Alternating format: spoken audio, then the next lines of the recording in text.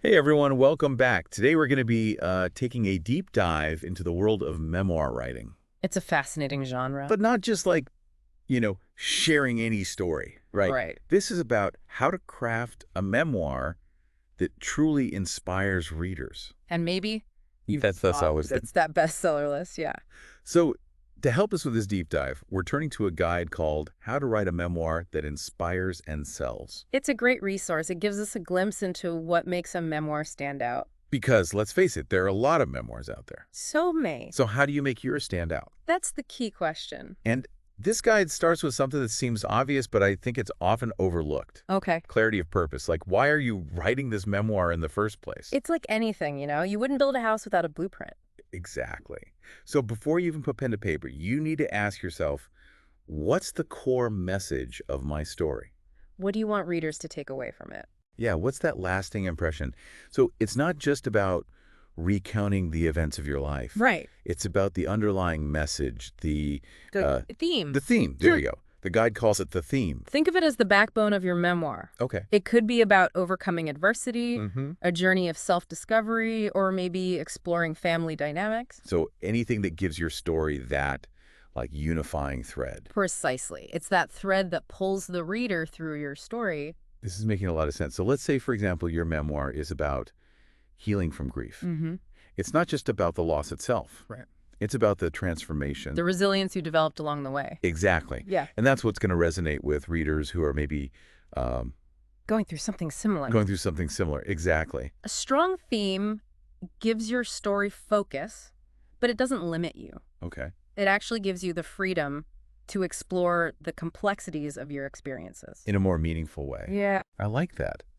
Okay, so we've got our theme, our blueprint, but how do we actually turn those experiences, those memories, into a compelling narrative? That's where the art of storytelling comes in. Okay. A good memoir isn't just a chronological account of events. It needs pacing, vivid scenes, Conflict, conflict, Sugar. resolution, all those good things. those classic elements. Okay, now here's where it gets really interesting. The guy talked about this show, don't tell method. Yes. Can you elaborate on that a little bit? It's about immersing the reader in your experience. Okay. So instead of saying, I was sad, describe the physical sensations, the thoughts swirling in your head, the specific details that convey that sadness. Make them feel what you felt. Exactly. I like that. It's like painting a picture with words. Yes. You want the reader to experience it, not just read about it. And that's where our next key element comes in, authenticity and vulnerability. Okay, so it's not just about crafting a good story. It's about being real. Yes. Readers crave genuine connection. They want to see your flaws, Right. your struggles, the moments you weren't proud of. Right. That's what builds trust and makes them root for you. I think that's why some memoirs really stay with us long after we finish reading them. You know? Absolutely. It's that raw honesty that Yeah. makes us feel less alone in our own struggles. Have you ever read a memoir where the author's vulnerability really moved you? Oh, yeah. What was it about their story that resonated so deeply? Oh, there are so many. We'd love to hear your thoughts in the comments below. Yeah, chime in. What memoirs have made you think like, wow, they really put it all out there? While you're thinking about that, let's move on to another crucial element the guide highlights. Universal lessons. Okay, so you mean like those aha moments? Yes. Where you realize, even though the author's life is totally different from yours, Right. there's something universally relatable about their experience. Exactly. A great memoir goes beyond the personal. It offers insights that transcend individual circumstances. It makes us reflect on our own lives. And the human experience. As a whole. Wow, I like that. So it's about finding those common threads that connect us all. Yes. How do you think someone writing their memoir can identify those universal themes within their own story? That's a great question. It often involves stepping back and asking, what did I learn from this experience? What truths did I discover about myself, about relationships, about life in general? I love that. So it's like finding the deeper meaning behind our experiences. Yes. And then sharing those insights with others. Precisely. It's amazing how all these elements, the theme, the narrative, the authenticity, these universal lessons, they all work together to create a really powerful memoir. They do. They're like different ingredients that blend to create Ooh, I like that. A delicious and satisfying reading experience. A delicious and satisfying reading experience. Exactly. Okay, now I'm curious to hear from our listener. Yeah. What are some memoirs that have stayed with you long after you finished reading them? What elements of those stories resonated with you the most? Share your thoughts in the comments below. Yeah. Love to hear from you. Absolutely. It's amazing how a well-crafted memoir can really stay with you, Right. prompting you to, reflect on it long after you finished reading. Absolutely. And, while capturing those universal truths is super important, we also have to remember that writing a memoir can be uh, intensely personal. Yeah, it's a process. You're revisiting moments, confronting emotions, really pouring your heart and soul onto the page. So once we have that raw first draft, Mm-hmm. what comes next? What does the guide recommend? Well, the guide really emphasizes this idea of refining and polishing, Yeah. just like a sculptor chiseling away to reveal that final form. Right, shaping it. Exactly. Yeah. And a crucial step here is getting feedback, Mm-hmm. ideally from an editor, specializing in memoirs. Okay, so someone who really knows this genre inside and out. Precisely.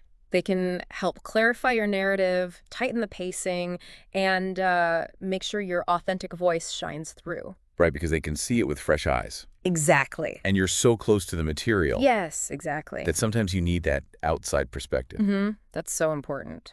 The guide also mentions making sure every element serves that main message. Yes. It's about that overall narrative arc. Okay. Every scene, every anecdote should contribute to that. So it's about focusing on what truly matters. Yes. And what's fascinating is that sometimes cutting out seemingly important details Mm-hmm. can actually make the story stronger. Oh, interesting. Like decluttering your prose, right? Right. Creating a clearer path for the reader. Now, once you've poured all this work into your memoir and it's polished to a shine, Yeah. it's time to think about getting it out into the world. Ah, the marketing stage. Yes. I bet this is where a lot of writers start to feel a little overwhelmed. It can be daunting, but the guide emphasizes that marketing should be an ongoing process, Okay. starting well before your book's release. So you're not just like, scrambling at the last minute. Exactly. Wow. Think of it as like building anticipation and connecting with potential readers. So it's about building a community around your story even before it's out there. Exactly. Social media is a huge help here. Mm-hmm. You can share snippets of your writing, behind-the-scenes glimpses, Yes. engage with readers, Yeah. create that buzz. Right, because people are more likely to read something if they feel like they know the author a little bit. Exactly. I've also seen authors do like Q&A sessions or offer like bonus content related to the memoir. Yeah. Like downloadable, worksheets or whatever. It's all about creating that engagement. Right. And don't underestimate the power of a website. Oh, yeah, a central hub. Exactly. People can pre-order the book, sign up for a newsletter. It's all about building that connection. Ex- I think this is where that inspiring part of the guide's title comes in. It's not just about selling books. It's about connecting with readers, making an impact. Precisely. Think about it. Have you ever finished a memoir and immediately wanted to tell everyone about it? Oh, yeah, for sure. What made that story so compelling that you had to share it? We'd love to hear your experiences in the comments. Yeah, tell us. What memoirs have you recommended to friends or family? What resonated with you so much that you just had to share it? It's those personal recommendations that often lead us to discover our next favorite book. For sure. Now, while you're thinking about that, let's shift gears a bit and talk about the editing process in more detail. Okay, let's dive into the nitty-gritty. All right, so we talked about working with an editor, but what are some specific things a good editor can help with? Yeah, I'm curious about that. Well, first and foremost, they can help you ensure clarity and flow. Okay. You're so close to your story that you might miss inconsistencies or areas where the narrative feels choppy. Right, they provide that much-needed objective perspective. Exactly. They can also help with pacing, making sure your story moves at a good clip, keeping the reader engaged. And I imagine they can also help with things like fact-checking, ensuring accuracy, especially if your memoir deals with historical events. Absolutely. And another important aspect is making sure your voice, your unique style, comes through clearly. That's so important. You want your memoir to sound like you, right? Exactly. A good editor won't try to change your voice, but they'll help you refine it, make it stronger, more consistent throughout the book. It's like they're helping you polish your prose to a high shine without erasing your individual fingerprints. That's a great analogy. Now, when it comes to choosing an editor, it's essential to find someone who specializes in memoirs. So not just any editor will do. Not necessarily. Okay. Memoir editors have a deep understanding of the genre and can offer valuable insights. That are specific to personal narratives. Exactly. So I imagine they're also more attuned to the emotional nuances of a memoir and can help you find that balance between vulnerability and discretion. Absolutely. This is all incredibly helpful. I'm curious if any of our listeners have worked with an editor before. What was your experience like? Share your insights in the comments. We'd love to hear about it. While you're thinking about that, let's talk about another important aspect of the editing process. Self-editing. Oh, okay. So even before we send our manuscript to a professional editor, there's work we can do ourselves. Absolutely. Self-editing is crucial for catching those initial errors. Yeah. Tightening your prose, think of it as the first layer of polish. Like cleaning your house before the cleaning crew arrives. Exactly. It makes the whole process smoother and more efficient. I like that. And there are some key things you can focus on during this self-editing phase. Okay, like what? First, read your manuscript aloud. This helps you catch awkward phrasing, grammatical errors, things you might miss reading silently. It also helps you get a feel for the rhythm and flow of the writing. Precisely. Next, focus on clarity and conciseness. Ask yourself, is this sentence as clear as it could be? Could I say this more succinctly? It's about eliminating unnecessary words and phrases, right? Making every word count. Exactly. The goal is to make your writing as impactful as possible. Trim the fat, reveal the lean, powerful story underneath.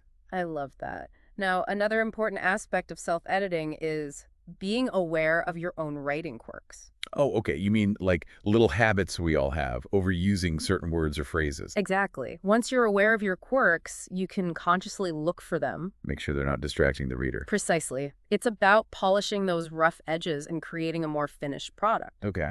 Now, self-editing can be challenging, especially when you're so close to your work. Yeah, it's hard to be objective. It can be helpful to take a break from your manuscript for a few days, even weeks, before diving into self-editing. Get some distance, see it with fresh eyes. Exactly. And remember, self-editing is an ongoing process. You'll likely go through multiple rounds of revisions. It's a journey, not a destination. Exactly. And while self-editing is crucial, it's also important to remember it's just one step. You mean you still need that professional feedback? Absolutely. No matter how skilled you are at self-editing, there's no substitute for a fresh pair of eyes. Someone who can really help you take your manuscript to the next level. Precisely. They can offer insights and suggestions you might never have considered. So it's about combining that self-awareness with the expertise of a professional Exactly. to create the best possible version of your story. Precisely. All right, I'm curious, what are some self-editing tips that you found helpful? Share your strategies in the comments below. We'd love to hear what works for you. While you're thinking about that, let's move on to another crucial aspect of memoir writing: vulnerability. Yeah, we touched on this earlier, but I think it's worth exploring in more detail. It's such a crucial element of a compelling memoir. It really is. Vulnerability is what allows readers to connect with you on that deep emotional level. Make them feel seen and understood. Exactly. But I know it can be scary to put yourself out there like that. Oh, yeah, it's natural to worry about judgment rejection. Absolutely. So how do you overcome that fear? How do you find the courage to be so vulnerable on the page? That's a great question. I think it starts with remembering your purpose. Okay. Why are you writing this memoir? What are you hoping to achieve? If your goal is to connect with readers and inspire them, then vulnerability is essential. Exactly. And I think it's also helpful to remember that you're not alone. Everyone has insecurities. Everyone has struggles. Sharing your own vulnerability gives others permission to do the same. Precisely. Create a safe space for connection and empathy. Now, have you ever read a memoir where the author's vulnerability really blew you away? Oh, yeah. What was it about their story that resonated so deeply? Share your thoughts in the comments below. Yeah. Tell us about those books that touched your heart and made you feel less alone in the world. While you're thinking about that, let's talk about another key element of memoir writing: structure. Okay, so when we talk about structure, we're not just talking about chronological order. Right, exactly. A good memoir needs a narrative arc to keep the reader engaged. So crafting a story with a beginning, a middle, and an end. Yes. Even if the events themselves didn't necessarily happen in that exact order. Exactly. You want to create a sense of momentum, a journey that the reader is eager to follow. The guide mentions using things like flashbacks and flash forwards Hmm. to create suspense and add layers. Those are great techniques. Don't be afraid to experiment with different structures. Okay. You might find that a nonlinear approach actually enhances your narrative. It's about finding the structure that best serves your story. Precisely. Now, one common structure for memoirs is the journey structure. Okay, so where the story follows the protagonist's journey of transformation or self-discovery. Exactly. This structure is often effective because it creates a clear arc for the reader to follow. We're on the journey with the author, experiencing their growth and transformation. Precisely. Another common structure is the theme-based structure. Okay, where the memoir is organized around a central theme or message. Exactly.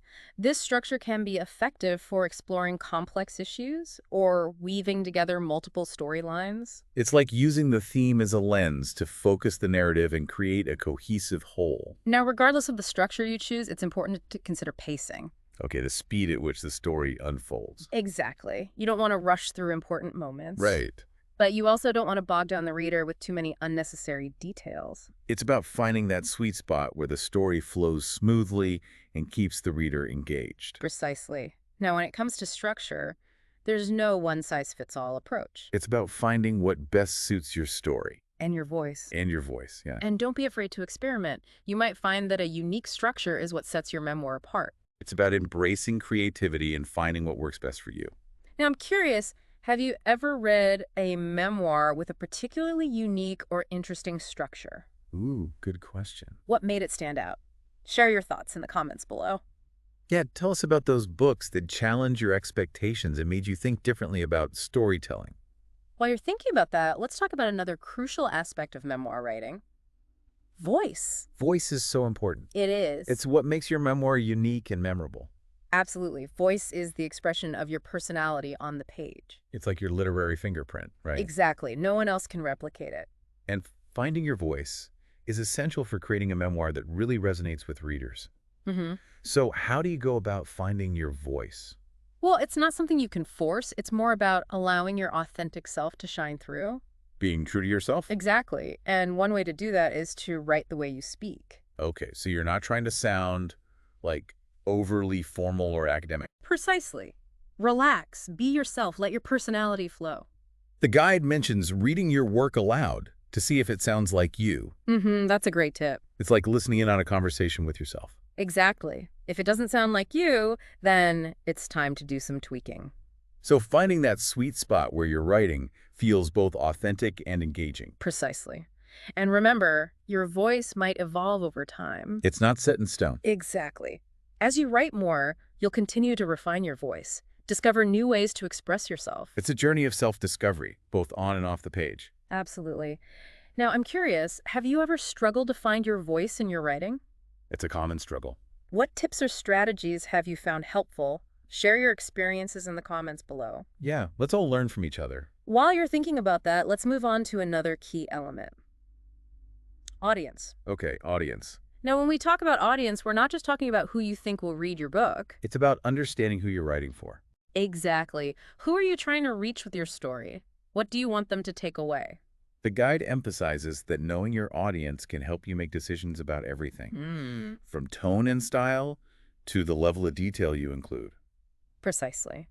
For example, if you're writing a memoir about overcoming a particular challenge, your audience might be people who are currently facing that same challenge. So you'd want to write in a way that's both relatable and encouraging. Exactly. You'd want to share your story in a way that offers hope and inspiration. Meeting your readers where they are and offering them something valuable. Now, one way to get a better understanding of your audience is to create a reader profile. Okay, you mean like official representation of your ideal reader. Exactly. This can help you focus your writing and ensure you're addressing the needs and interests of your target audience. It's like having a conversation with your reader even before they've picked up your book. Precisely. Now, I'm curious, have you ever thought about who your ideal reader might be? What are their interests, their struggles, their aspirations? Share your thoughts in the comments below. We'd love to hear who you envision reading your work and what you hope they'll take away from it. While you're thinking about that, let's move on to another key element of memoir writing: marketing. Ah, yes, marketing. It can be a daunting prospect, but it's essential for getting your book out there. Absolutely. And the good news is there are many effective marketing strategies you can use. Okay. The guide emphasizes starting early and building anticipation for your book's release. So don't wait until the last minute. Exactly. Don't wait until your book is published to start thinking about marketing. Okay, so it's about creating buzz, getting people excited. Exactly. And one of the most effective ways to do that is to build an online presence. So social media, website, that sort of thing. Exactly. Create a website where readers can learn more about you and your book. And use social media to connect with potential readers. Share snippets of your writing. Precisely. You can also use social media to run contests, giveaways, to generate excitement. Get people talking, spreading the word. Now, another effective marketing strategy is to reach out to book bloggers and reviewers. They can help you get your book in front of a wider audience. Exactly. And don't forget about the power of word-of-mouth marketing. Oh, yeah, the best kind. Encourage your friends, family, colleagues to spread the word. Personal recommendations, that's huge. Precisely. It's about building a community of support around your work. Now, I'm curious, have you ever used any creative marketing strategies to promote your work? What tips or insights would you share with other writers? Share your thoughts in the comments below. We'd love to hear what's worked for you. While you're thinking about that, let's move on to our final topic for today. The legacy of your memoir. Like I said, when we talk about legacy, we're not just talking about book sales or, critical acclaim. Right. It's about the impact your story has on readers. Exactly. What do you want your memoir to leave behind? How do you want it to be remembered? The guide emphasizes writing with purpose and intention. Precisely. If you write from the heart with a desire to connect with readers and share something meaningful, your memoir has the potential to leave a lasting legacy. Creating something that transcends time and touches the lives of others. Exactly. And remember, even if your memoir doesn't become a bestseller or win awards, it can still make a profound difference In the lives of individual readers. It's about the power of story to connect us, to inspire us, to help us make sense of our own lives. Absolutely. Now, I'm curious, what do you hope your memoir will achieve? What legacy do you hope to leave behind? Share your thoughts in the comments below. We'd love to hear your aspirations for your writing. And remember, the most important thing is to write from the heart and share your story authentically. That's where the true power lies. And who knows, your memoir might just be the one that someone out there needs to hear. The one that sparks a change, offers solace, makes them feel a little less alone. That's the magic of memoir. It really is. It's incredible to think about the ripple effect a single story can have, It's true. Like, a well-crafted memoir can really stay with you long after you've, turned that last page, Right. sparking conversations, inspiring change. It's like planting a seed, and it just keeps growing and blossoming in the minds of readers. And that's what makes this genre so powerful. It's not just about recounting the events. It's about sharing experiences that resonate on a much deeper level. So as we wrap up this deep dive into memoir writing, let's circle back to our source. How to write a memoir that inspires and sells. Okay. What are some of the key takeaways that have stood out to you? Well, one thing that really struck me was the emphasis on authenticity and vulnerability. It's about being willing to share those messy, imperfect parts of ourselves. Right, because those are often the parts that readers connect with the most. Exactly. It's those moments of raw honesty that make us feel less alone in our own struggles and triumphs. The guide also talks about the importance of, finding your unique voice and letting that shine through in your writing. It's about writing from the heart and trusting that your story has something valuable to offer. And it's not just about sharing your story for its own sake. Right. It's about connecting with readers, inspiring them, and maybe even making a difference in their lives. The guide encourages us to think about the legacy we want to leave behind with our memoirs. What impact do we hope to have on readers? What message do we want to convey? Exactly. It's about writing with purpose and intention, knowing that our words have the power to touch the lives of others. And I think that's a beautiful thing to aspire to create something that resonates deeply with readers and leaves a lasting impact. Absolutely. So if you're thinking about writing a memoir, I encourage you to embrace the journey. Be bold, be honest, and most importantly, be yourself. Trust that your story matters and your voice deserves to be heard. Beautifully said. And to our listeners, we hope this deep dive has sparked your imagination and given you some valuable insights into the art of memoir writing. If you're working on a memoir or simply love reading them, we'd love to hear from you. Yes. Share your thoughts, experiences, and your favorite memoirs in the comments below. We're always eager to hear from our amazing community. And until next time, happy reading and happy writing.